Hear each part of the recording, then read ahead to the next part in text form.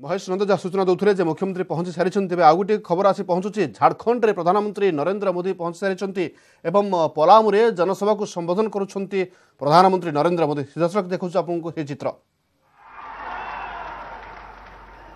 जब उनकी सरकार केंद्र में थी तो ऐसे लोगों ने कभी परवाह ही नहीं की कि देश में जो सिंचाई परियोजनाएं बरसों से अटकी हैं, अधूरी हैं, उन्हें पूरा किया जाए।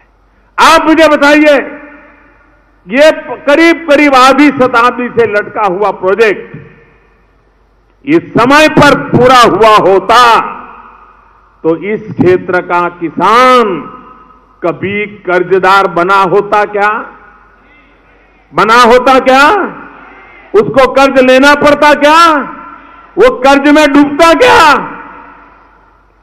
उसको पहले आपने कर्ज करने के लिए मजबूर कर दिया, उसका जीना बिना कर्ज असंभव कर दिया, और अब राजनीति करने के लिए निकल पड़े हैं।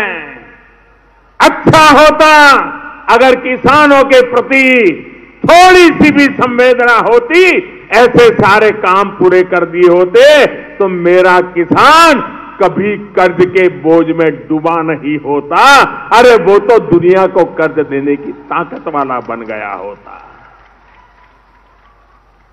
भाई और बहनों, जब हमारी सरकार आई तो किसान के खेत में पानी पहुंचाने का बीड़ा हमने उठाया।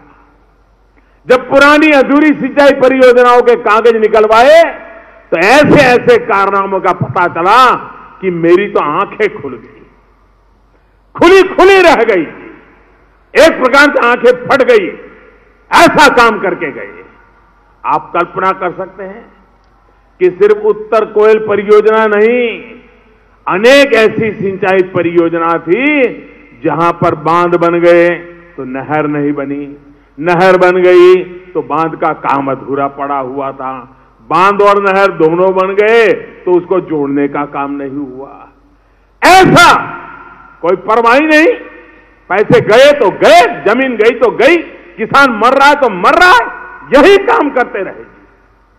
किसानों के साथ, देश की सिंचाई परियोजना के साथ इस तरह का अन्याय किया जा रहा है। मैंने देश भर की ऐसी बड़ी परियोजनाओं की लिस्ट बनवाई, बजट में पैसों का इंतजाम किया और फिर शुरू की प्रधानमंत्री सिंचाई परियोजना।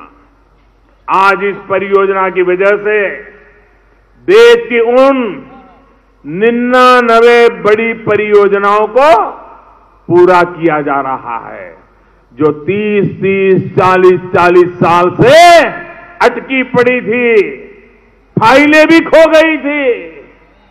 साथियों, आप जानते हैं हम इस पर कितनी राशि खर्च कर रहे हैं?